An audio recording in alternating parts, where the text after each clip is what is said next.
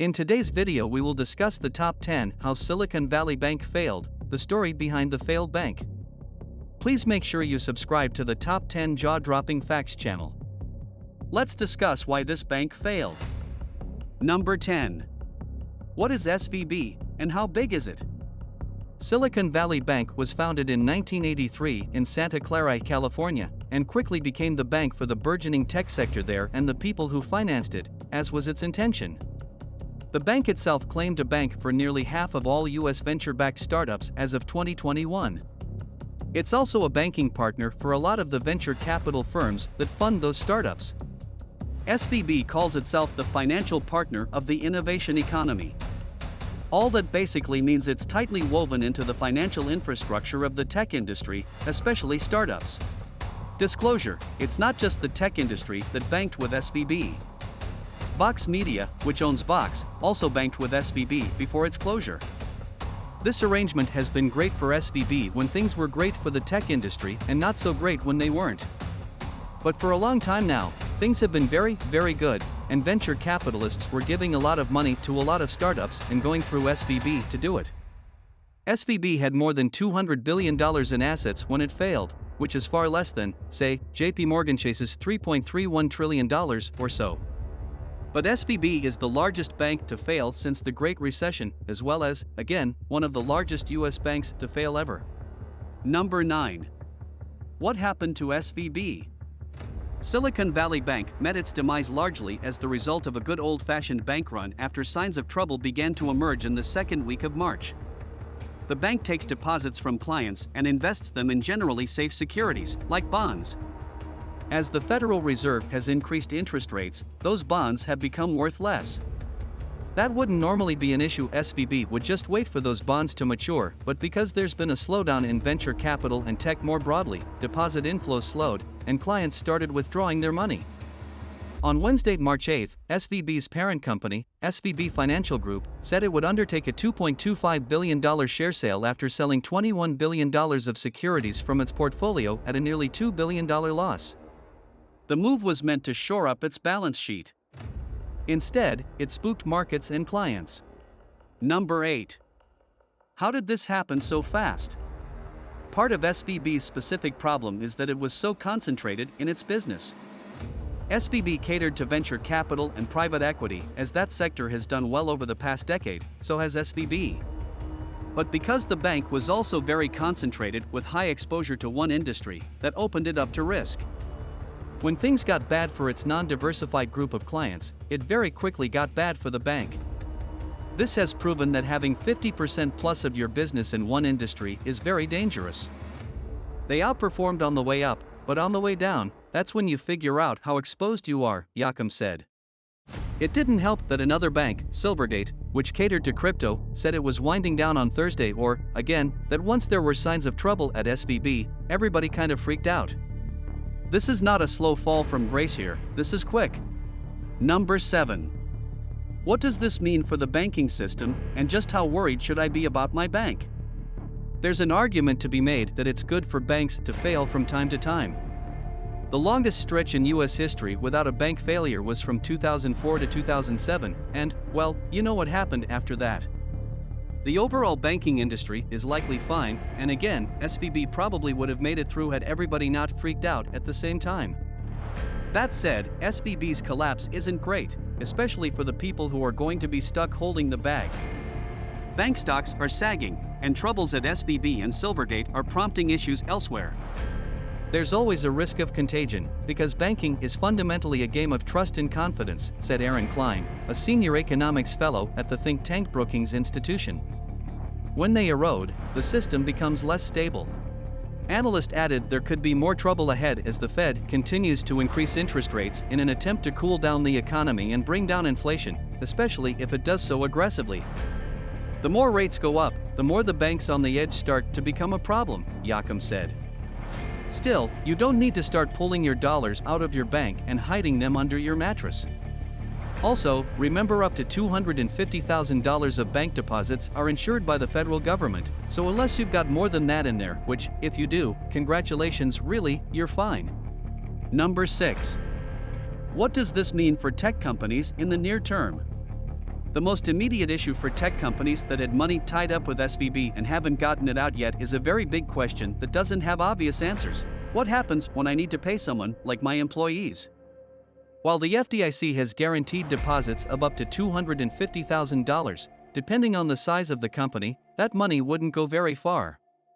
This doesn't just apply to companies that deposited cash with SVB, it's also a question for companies using other SVB instruments, like revolver loans or credit cards. Vox Media, for instance, used SVB cards. There were also real concerns about knock-on effects. Even if your startup didn't use SVB, your vendors might have. And while the government's announcement should give most companies assurance that they'll be able to get their money back eventually, there will likely be some kinks to work out in the near term. Number 5. Why was SVB important to tech companies, and what made them different than other banks? One way to gauge SVB's influence in the tech world was to attend a tech conference, where SVB was often a prominent sponsor, and, sometimes, its executives were also featured speakers. But most of the connections happened behind the scenes. Unlike other banks, tech industry observers say, SVB was willing to work with tech startups in ways other banks might have been more reluctant to, like helping early employees secure personal loans for a house. Number 4. SVB was particularly flexible about lending tech startups money even though they didn't have free cash flow.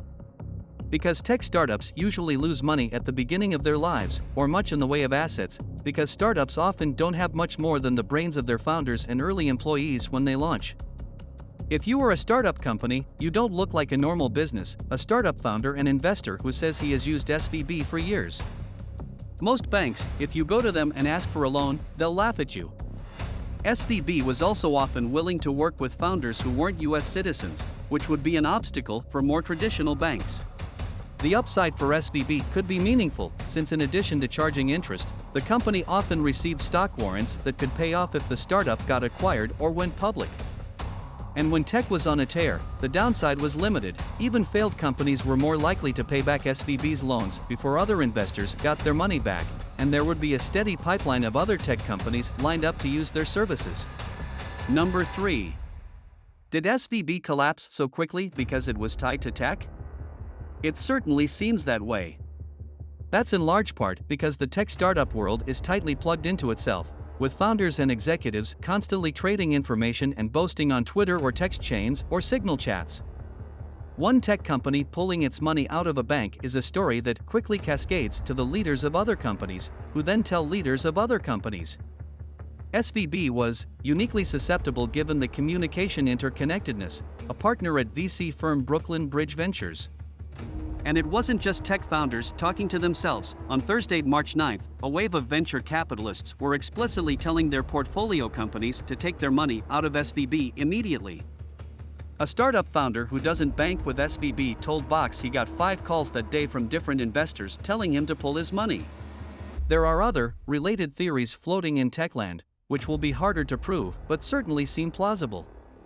One is that tech founders were more susceptible to panic because they were acutely aware of recent crypto crashes, most notably at FTX, and didn't want to get pulled under. Another is that youngish tech founders generally don't have long-standing relationships with their banks, and may have never met their bankers in person, making it easier for them to see banks as commodities that can easily be swapped for each other. Number 2. What is FDIC insurance, and how does it work? And will SVB customers get their $250,000 back? The Federal Deposit Insurance Corporation was created in the wake of the Great Depression, when a lot of banks failed and their customers lost all of their money, to protect consumers who use American banks and provide some stability to the American banking system. If a member bank fails, its deposits, that's the money you've put in said bank, are still insured for up to $250,000. Anything beyond that, and there's no guarantee you'll ever see again. At least, that's how it used to work. A few days after SVB's failure, the Federal Reserve Board, Department of the Treasury, and the FDIC announced that it would make available additional funding to eligible depository institutions, which would reimburse depositors in full. That funding, the announcement said, will come from loans from the newly created Bank Term Funding Program. Because this is so new, we don't yet know exactly how it will all work or when depositors can expect to get their money back. The FDIC said earlier that the $250,000 insured funds would be available no later than Monday, March 13th. It's still trying to figure out who exceeds the $250,000 cap and by how much. If you're one of them, FDIC wants you to call 1-866-799-0959. Number 1. What's happening with regional banks? Is the government just doing bailouts again? The landscape is not looking incredible for regional banks right now, at least in the near term, as fear spreads they might face similar issues as SVB. But these troubles may be limited to the more specialized banks. That remains to be seen. After New York State regulators shut down Signature Bank, which had become an important lender in the crypto industry, on Sunday, a storm appeared to be brewing around San Francisco's First Republic Bank as well. The share prices of multiple regional banks, including First Republic, PacWest, Western Alliance, and others, plunged on Monday amid Wall Street jitters. European bank Credit Suisse is seeing issues as well after revealing it found material weaknesses in its financial reporting because of bad internal controls and after its largest shareholder, Saudi National Bank, said it wouldn't provide the bank any more financial assistance. It's another example of bad planning and institutional risk and a sign that concerns over what's going on in some US banks might be spreading overseas. I hope you enjoyed our top 10 How Silicon Valley Bank Failed, the story behind the failed bank. Please comment below, since this bank failed, are you still keeping your money in a bank or crypto? Do not forget to subscribe to the Top 10 Jaw-Dropping Facts channel. And new episodes release every Monday through Friday.